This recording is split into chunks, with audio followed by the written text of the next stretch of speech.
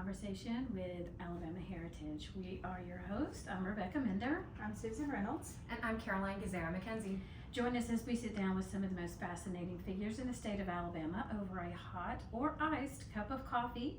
We'll explore the captivating tales of Alabama, stories that educate, inspire, and entertain. And we're thrilled to have all of you here with us. That's right. And listeners, we like to call this our Did You Know segment, where we'll share a fun and surprising fact about the state of Alabama, something that might be new information for you or even for us. So did you know that lime production was Calera's primary industry? Yeah, before 1869, the town was called a variety of names, including Limeville and Lime Station.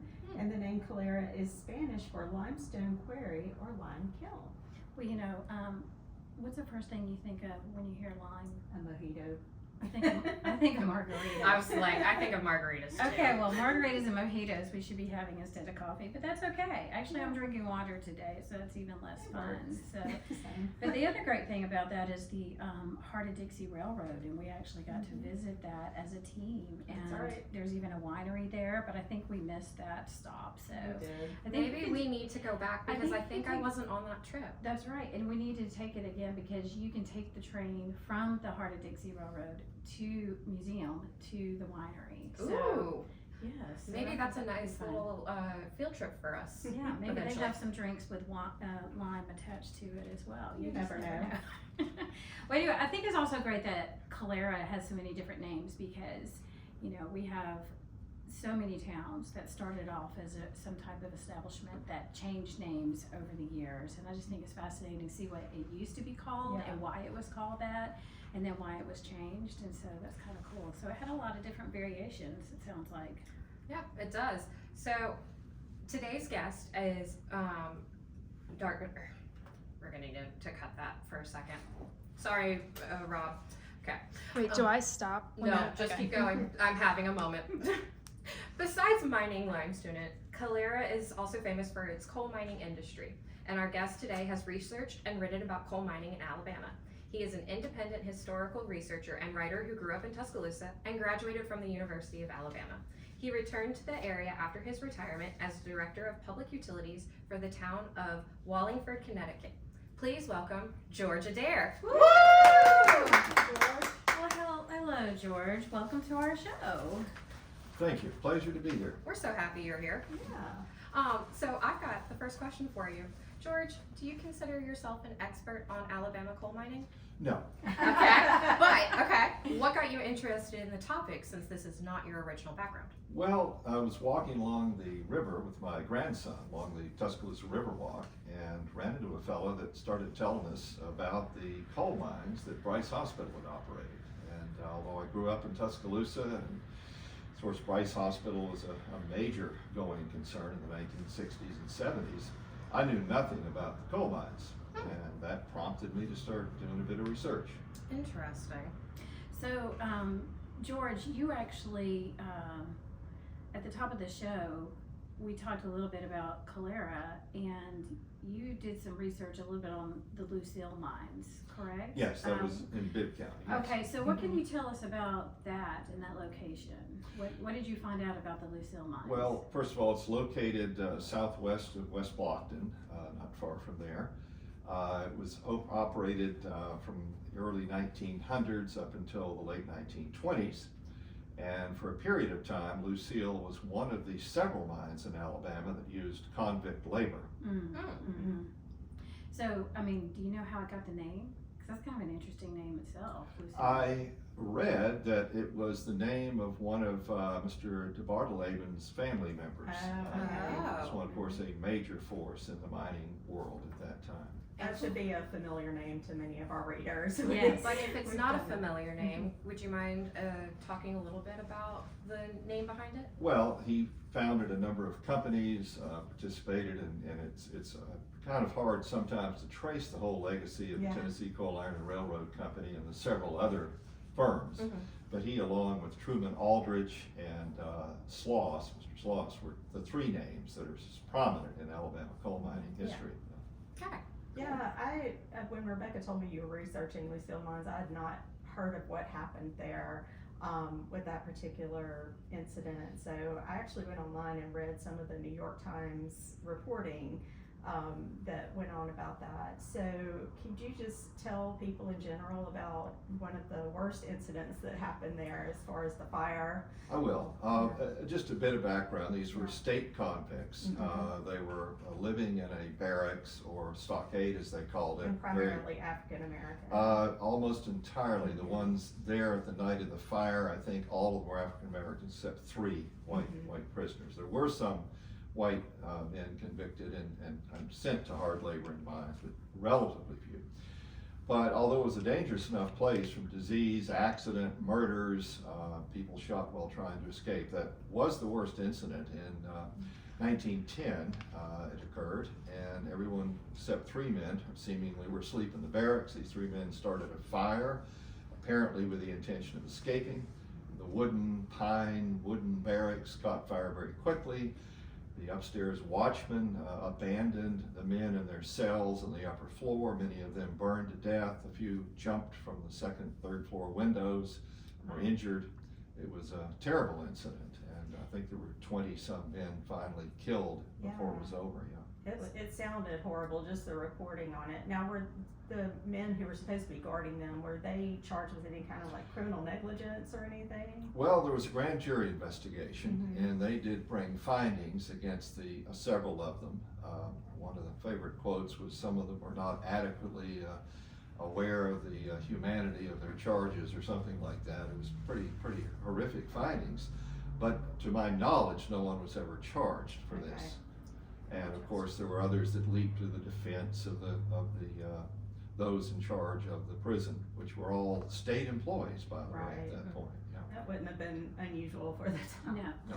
And aren't you writing a book about this or something along those Well, lines? yes, the presentation I recently did for historic Tuscaloosa was from the research for an article which is slated for publication in the Alabama Review next year. Still working on the final draft with Matthew Downs there, but we love Matthew. Yeah, Alabama Review is a great organization, great publication, because it's like the publication for the Alabama Historical Association, for those listeners who aren't familiar with that. So if you're a member of the organization, then you can get a copy of their quarterly journal for free. And we have a lot of the very similar authors. People who write for the journal also write for our magazine as well, and so it's a great organization. So I'm glad that you're able to get something to put together for that, because that would be, I can't wait to read it. Same. yeah, Matthew Downs has been great to work with. He was very encouraging in my first article, of course, which came out on the Bryce Hospital. It focused more on the lawsuits that resulted from the accident. Oh, so was Interesting. it the descendants of the people who got killed, or tell no, us more about the lawsuits? Well, of course, 3 men died in the hospital mine disaster, and the families of those men sued the hospital. They received, in fairly short order, some very modest monetary compensation. I mean, in the hundreds of dollars, not in the thousands. Right. Which even for the times were quite modest. But 4 of the survivors sued the hospital as well, each of them suing for $5,000. Oh. And their case, although it appeared to have merit based on the evidence of negligence on the part of the hospital, I say that because the Judge Mayfield of the Tuscaloosa County Court did not rule out any of those facts. But the fact is, the Alabama Constitution preserves the state of Alabama from a lawsuit. It began in the Constitution of 1875 and was carried into 1901. So for that reason, their case failed at the county level. It was appealed to the Alabama Supreme Court, where it again failed to proceed. So it was quite a thing. It sounds like that. Yes, definitely. George, you were talking to me the other day about your wife's family, the McMillans, and so they were some of the earliest settlers here in Tuscaloosa County, correct? Yes, they were. And so you've had an opportunity to kind of research their home place, the Blue Creek. Is that what it was called? Yes, Can you tell well, us more about that it's research and near- what you discovered? Certainly, excuse me. Yeah, Blue Creek's tributary, the Black Warrior River, runs in right below the Lock 17 or Bankhead Dam there. Very hilly country, a lot of coal there. In fact, there's a very large coal mine portal near there. Warrior Met Coal has a large underground mine that's on the road to Blue Creek. But her folks came in the 1830s. The earliest land grant we found for them is 1835. So it wasn't a grant, but a land patent signed by Andrew Jackson. And they built a house on this particular 40 acres, which is still there today. It's a classic dog trot structure. Half of it is log, the other is frame construction. And I undertook a project, and thanks to the very great help from those at Alabama Historical Commission, was able to fulfill their requirements, and the McMillan home place is now listed on their historical site register. So. Nice. That's awesome. Well, so did you know when you started researching your wife's family homestead that you were going to run into a coal mine situation again? Well, I mean, is this has turned into a common thread of things that you do now? It does, or has. In fact, their land was first impacted by strip mining in the 1960s on the other side of Blue Creek from where this property is. Right. And then in the 1980s, it was coal bed methane, which had a devastating impact on the streams and the land around there. And now the activity is Warrior Met Coal's longwall mining operation. And the concern there is subsidence. And if you know anything about longwall mining, this is taking out about an 80-inch thick band of coal. And when the coal is removed and all the props are pulled out, the land is allowed to collapse. Now, it doesn't sink 80 inches, it's more like 20 some inches, but that can have a bad effect on structures. Right. So that is what prompted me to get the listing, which in and of itself doesn't provide any protection. But the those in positions of authority at Warrior Met Coal have been very helpful. They've taken protective measures, put a series of props and jacks under the old house, and they're carefully monitoring subsidence in the area. So we're very pleased with their response to that. So tell me, I've heard the phrase fracking before. Do you know anything about fracking in terms of this, and what does it mean, and how does that affect? Because I feel like it's been a very negative connotation. Well, the practice has been around since, at least in this country, at least the 1940s, as far as oil and gas production. And it involves injection of fluids, variety of fluids at high pressure down in the depth where the active seam, in this case coal, is. And it is to enhance methane production from the coal seam. And my wife's family, the McMillans, actually brought a lawsuit against EPA to induce them to enforce underground injection rules. McMillan v. EPA, rather well-known lawsuit in the annals of environmental work. That ultimately failed due to what was called the Halliburton Amendment, which exempted fracking relative to the Clean Water Act. So you'll be sorry you asked that question. So it was a very big deal around Blue Creek. A fracking job gone wrong wrecked my in-laws well. It was quite a deal. So we spent much time and fortune engaged in that. I'm sure, yeah. Well, I kind of want to bring it back to Bryce for a minute, because probably our readers, and if they're listening to this now, know you from that particular story. So you wrote a story for us about the Bryce mining disaster, and I had heard about this before you wrote the article, because actually Alabama Heritage used to be housed in the Kilgore House here on campus, which was the house from Captain Charles Kilgore, who was involved in the mining accident. And we had heard about that for like a long time, but I never knew the details. So when you sent me the email about that particular story, I was just so excited that I was finally going to learn the history of all of this. So could you tell me a little bit about the purpose of mining, how it was involved with the hospital, and just a brief overview of what happened with this mining incident? Well, to understand the importance of coal at that time, it was the age of steam. And so every prime mover. Every engine of any kind, whether it was a machine shop, the laundry, you name it, was Everything. powered with steam, produced in a coal-fired boiler. Heating the hospital was done with coal. And hospital manufactured its own gas for lighting, and I think to some extent for use in cooking. And all of that was from coal, which they had to purchase, and at what was for the times a pretty high price. So they knew there was coal under the land. Interestingly enough, Eugene Allen Smith, of course, a great note, was very helpful in supporting Dr. Bryce's investigations into the coal supply there. And so they first, in the early 1890s, contracted with a private firm to open a mine on the land.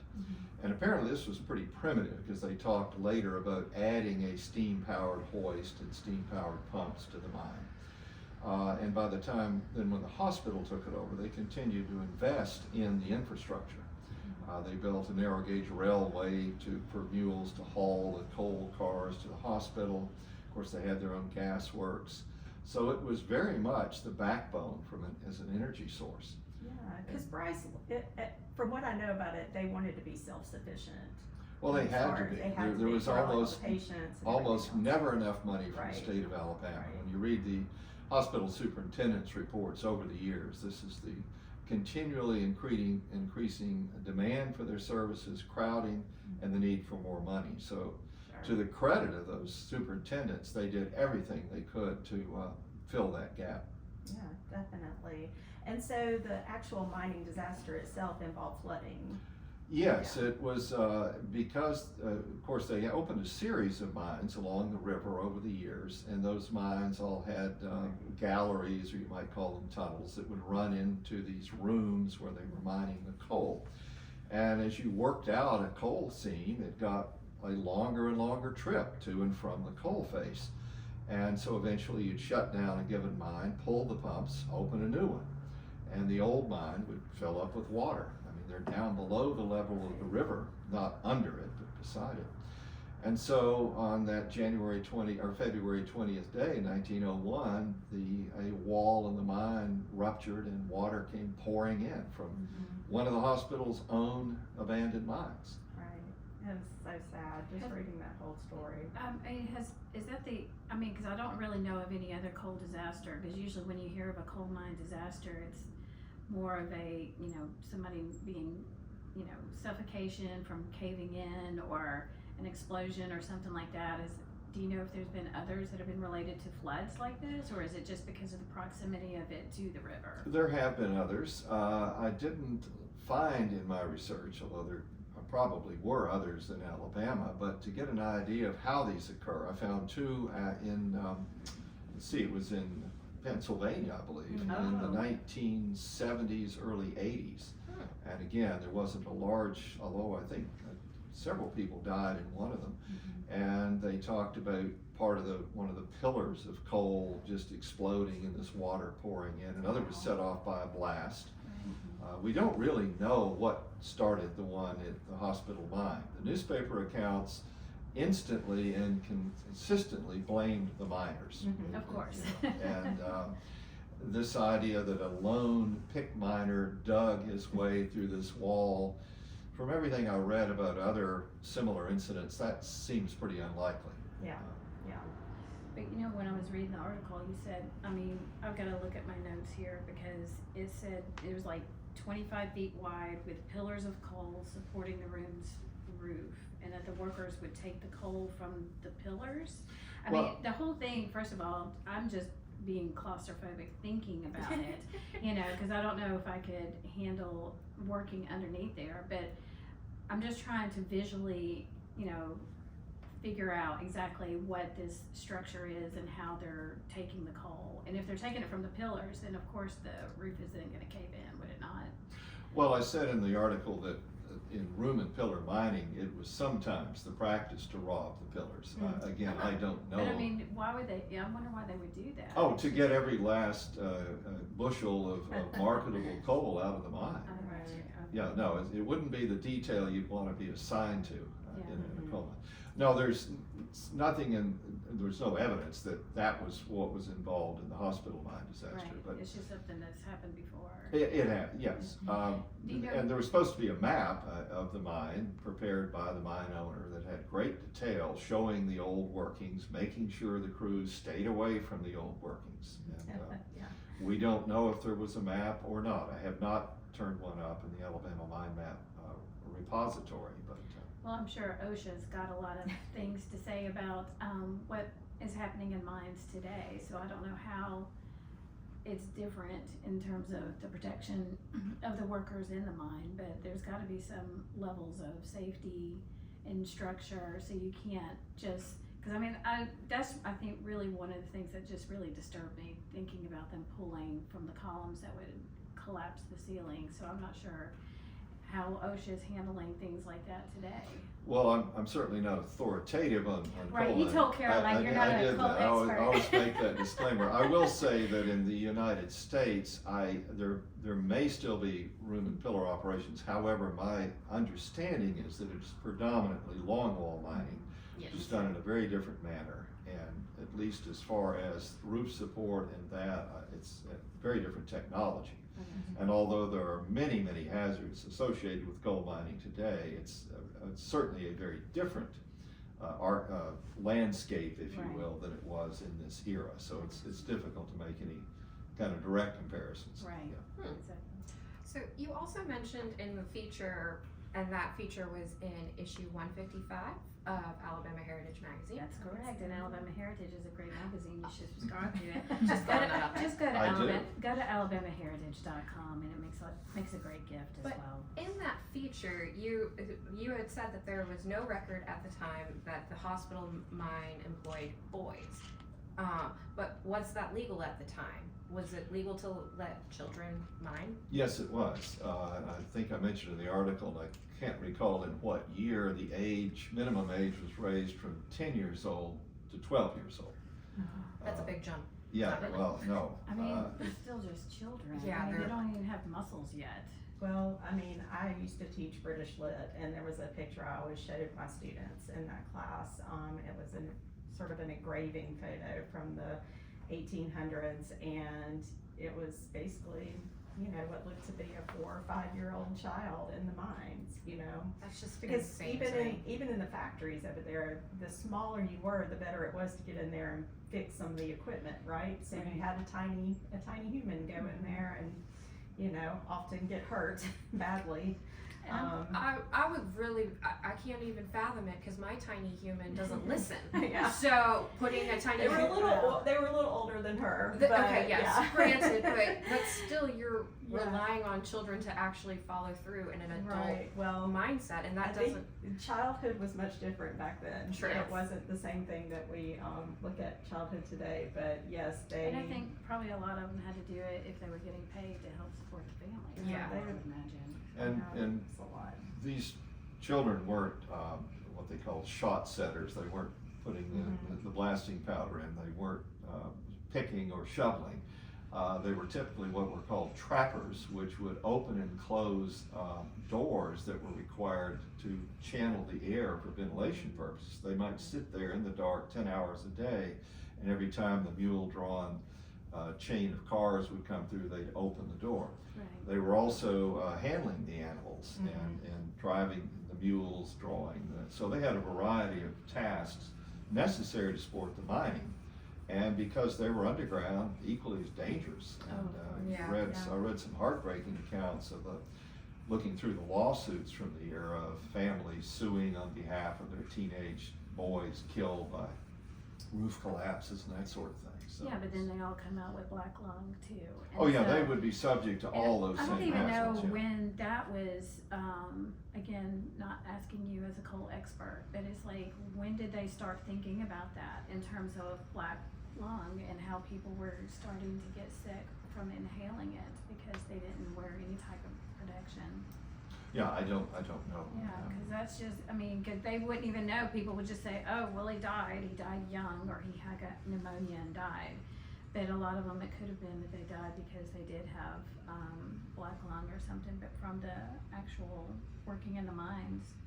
So That's really horrifying. Well, Alabama didn't pass its first workers' compensation law until 1919, so Right. the era we're talking about, there was absolutely nothing there. Right, other and then than to accident sue. we talked about in the article was 1901, Yes. so still Yeah. plenty of Oh, time. yeah, definitely. After And that. one of the questions that people always ask about anything having to do with Bryce, you said in the article there were no patients, right, that were mining in the actual mine? There's no evidence No to evidence. indicate that at all. Mhm. Now, there are, and you'll see online references to patients marching into some place to do something with Right. coal.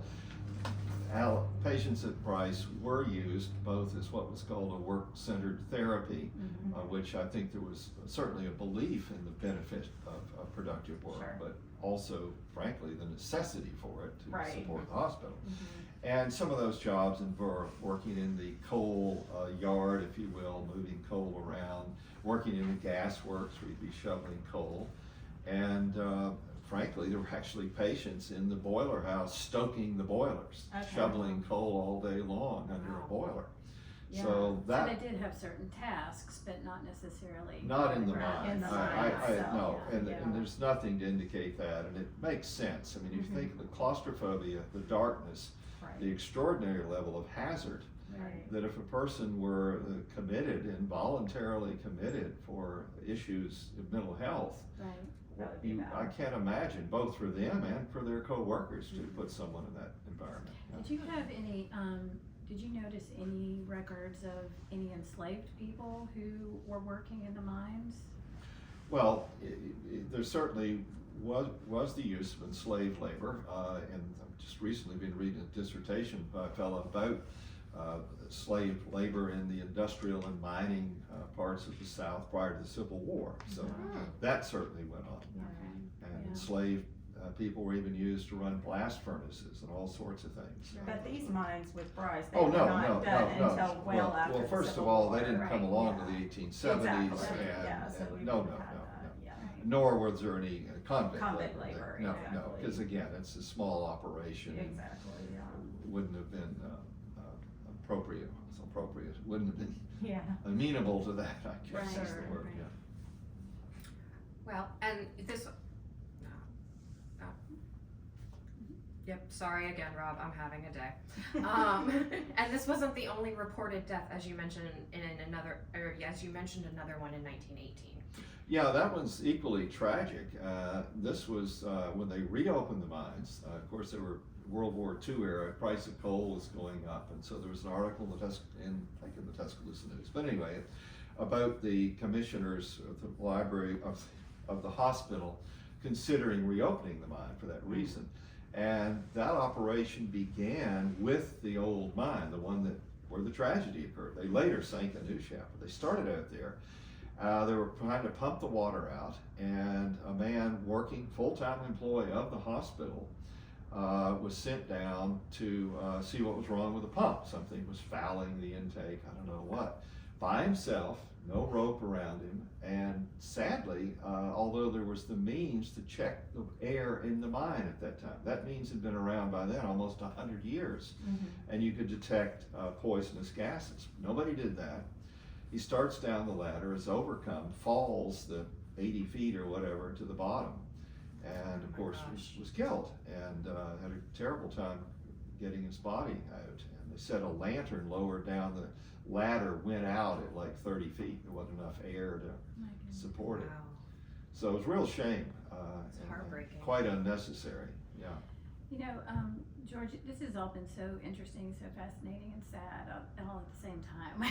Yeah, And you did mention that you have the article coming out with the Alabama Review. Is there any other projects that you've got going on that you'd like to talk about? Tell us Well, listeners about. There's a couple of others. Yeah, okay. One that is actually slated for your publication Yes. for 2027, or Yeah. sooner if you need it. Well, Sometimes you do. Well, if you never can know. get it I'll done, you put- just never know. I'll put my pitch in. Actually co-authoring it with someone there at historic Tuscaloosa, and Sarah Catherine Helms actually was working with her, and it's on the 1885 River and Harbor Improvement Convention in Tuscaloosa. Oh, This was in an era where conventions of all sorts, for all sorts of causes, was really the thing. And river and harbor improvements, internal improvements in general, as they were called, was also very big on the agenda for economic development. right. And they weren't having much luck improving the upper Warrior River, which, as you know, from Tuscaloosa on up the rivers, was full of shoals and rapids and just really unnavigable. So Mayor Jemison was a big mover behind this, and Mayor Lane in Birmingham was also a figure. And they got a couple, I think over 100 people together here in Tuscaloosa for a big gathering and produced what's called a memorial or a minutes of this proceeding. And I stumbled on a copy of that some years ago, I think it's about 7-8 years ago now, and was just very interested in the times, the topic, and what it accomplished. So that's the next one coming up. Yeah, that sounds really interesting. So are there people who are still meeting today as is there something has that been something that's continued on today, or was that just a one and done meeting? Relative to river improvements, Yeah. I suppose now we would just call it lobbying. Okay. It wouldn't be done in quite the same way, Right. but certainly what I guess an unkind term is pork barrel projects to bring home the bacon Because for I a know there's region. like river keepers across the state, like the Black Warrior River Keeper, and I know they try really hard to protect the waters and the lands around it, and then they'll promote people around town to awareness around town so people can help go for like cleanup days and that kind of thing. But I just didn't know if there was anything that was specific that may have just come out of that meeting that they had. And you said it was what year? 1885. 85, okay. And it was interesting because many of the delegates were former Confederate officers, those that wanted nothing to do with the federal government. And now they're having to say, gosh, this federal help's pretty good stuff. Not so bad after all. Not so bad. And there was Sure, we'll take your money. Senator Morgan, who figures rather prominently in the other story that the lecture that you attended, he wasn't so keen on it. In fact, he was sort of criticized in a Birmingham paper for going out on a limb constitutionally and objecting to such things. So there was a lot of politics and a lot of cross currents between the old South and the new South that were running through this thing. And that's mainly for the waterways. And we had a guest on our show, Dr. Marty Olive, who is in Troy University. And he was telling us about something very similar, but it was about the roads. Mm-hmm. And so basically these three guys decided we need to do something about this. So they just got together and they formed their own little organization. It just shows that you can do a lot, even if it's just something, off the cuff. It's like, hey, I think we're gonna get together, we're gonna give ourselves this big name to make it sound like we're a big organization, but it was only three guys, And that was to help with the good roads, to try to get the roads, a little bit more navigable. And so I think it's great when you find things like that, because this is something I had not heard of. So I can't wait to see what your research turns out. Well, and to sort of turn things back around, the Good Roads movement was, of course, a major factor in pushing for abolition of the convict lease system, or at least the pulling of the convicts out of the mines, Exactly. and instead having them work on the Working on state's the roads. highways. That's Yeah, right, it was a exactly. big deal there.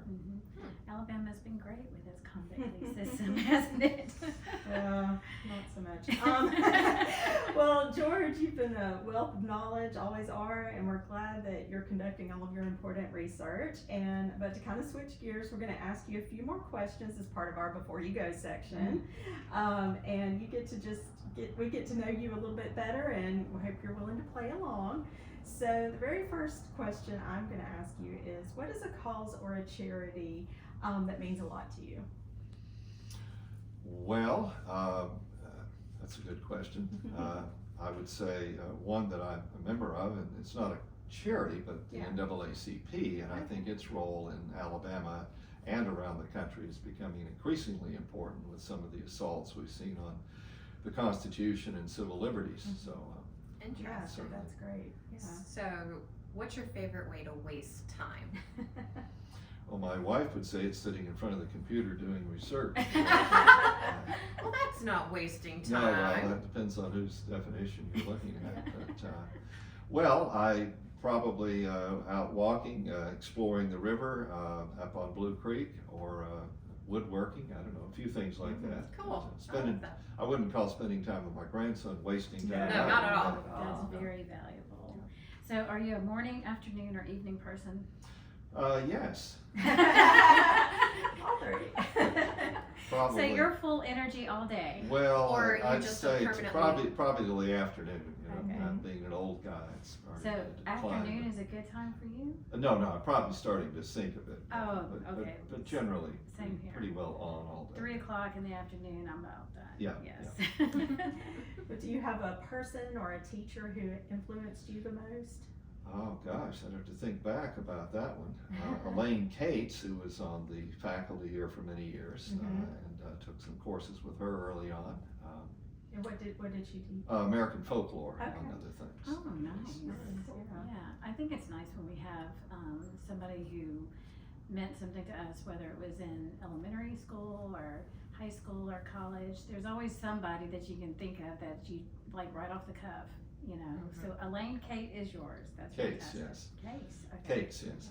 And I'd say in my post-retirement, it's probably been Dr. Hank Lazar or Dr. John Blitz, both Okay. affiliated Nice. here. And Hank refers to me as his graduate student. He's That's been nice. a great mentor, and Yeah. as has Dr. Blitz, with my writings, research, and encouraging me to Nice. pursue this. So. Well, Hank Lazar was a former boss of ours, so Ah. we reported to Hank a few years ago. So he was a great person to work with. We Yeah. really enjoyed his Yeah. time. So he's a good poet. Yes. We really enjoy that. Okay, really random, but do you prefer open windows or air conditioning? For 11 years in New England, open windows. In Alabama, air conditioning. Absolutely. I can tell from Preach. your voice when you say about, you say about, so you're obviously not from here. Where are you originally from? Grew up in the South, but with Canadian parents. Okay. You grew up from the South. You In the said South, so- in the South. Okay, stop making fun of him. Accents are great. I love his dialect. And I it's think Adair, not fantastic. Adair. Right. Just Miss- like it's Minder, yeah, not Miss Minder. Minder,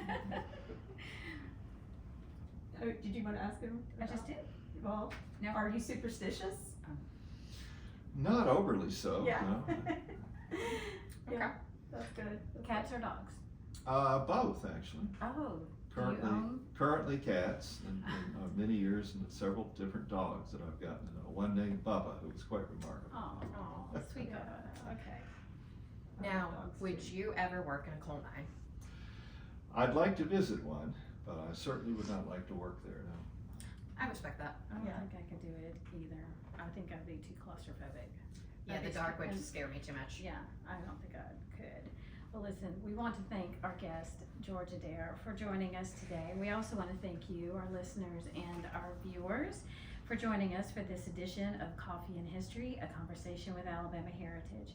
You can find our podcast on our website at alabamaheritage.com. You can also listen to it wherever you find your podcasts or watch our videos on our YouTube channel. We'll see you next time, but for now, I think I need more coffee. So, bye everybody. Bye.